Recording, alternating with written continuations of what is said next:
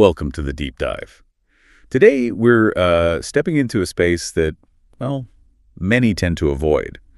We're looking at the reflections people have right at the very end of their lives. That's right. Through Bronne Ware's book, The 5 Regrets of the Dying, it's based on her time as a palliative care nurse. Exactly. And our mission really is to pull out those, core truths. What insights can we learn from people who've been there to help you think about what really matters? And what's so powerful is these aren't just ideas someone came up with. They're direct, unfiltered thoughts from people facing mortality. It gives us this, quite rare glimpse into universal human priorities. Okay, so let's get into it. Let's unpack these 5 regrets Ware identified. The first one sounds incredibly common. Oh, it is. I wish I'd had the courage to live a life true to myself, not the life others expected of me. Wow. So people looked back and realized they'd kind of conformed instead of chasing their own dreams. Precisely. And it wasn't just about big things like career choices. It was often the small day-to-day compromises, holding back an opinion, choosing the safe path over something they were passionate about. The little things adding up. Yes. And over decades, that quiet self-betrayal, living according to others' expectations, it creates this deep sense of emptiness, regret for a life not fully their own. That's heavy. Yeah. And it seems linked, in a way, to the second regret. I wish I hadn't worked so hard.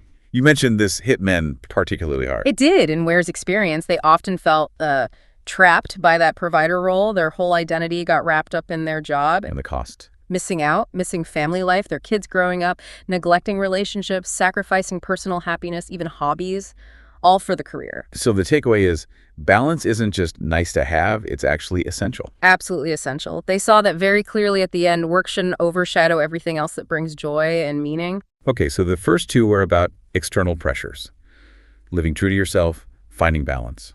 The third one, I wish I'd had the courage to express my feelings.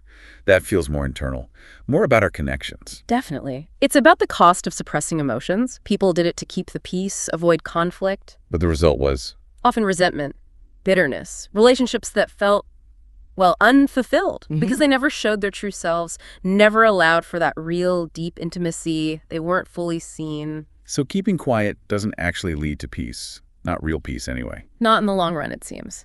Emotional honesty, they realize too late, is actually liberating. It fosters much healthier, more genuine connections. And that connects to the fourth regret, doesn't it? I wish I'd stayed in touch with my friends. Yes, very closely related. Many people deeply mourned friendships they just let drift, neglected over the years because life got busy. It's easy to let that happen. It is. But at the end, they realized how vital those friendships were. Not just for fun, but for support, shared history, just feeling known and understood. It's like losing a vital part of your support system. A reminder to actively nurture those bonds. Okay, so the final one. You said this is where it gets really interesting. I think so.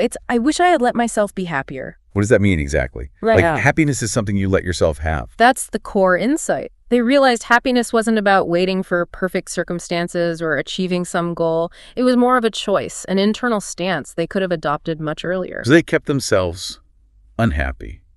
By doing what? By staying stuck in old patterns, maybe, fear of change, clinging to the familiar even if it wasn't fulfilling, or just, prioritizing worries or others' expectations over their own simple contentment and joy. Wow. Realizing happiness is a choice, not just something that happens to you. That's quite profound. It really is. It puts the power back in your hands, doesn't it? Makes you think about where you focus your energy. Yeah, definitely. And Ware's book, it gets high ratings, like 4.5 out of 5. People find it emotionally impactful, simple, but deep wisdom. A bit melancholic, maybe, but ultimately empowering. That sums it up well. It's less a downer, more a motivator, I think. So wrapping this up, what's the big message for you listening? Bronne Ware's work is really a powerful nudge, isn't it? To live with intention, maybe love a bit more deeply, be authentic. And choose happiness now, before it feels too late. It gives you incredible perspective on what actually matters in the grand scheme of things. Right.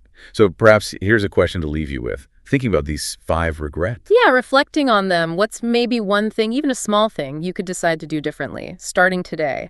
Something to align yourself a little more with what truly matters to you. Something to definitely consider as you go about your day.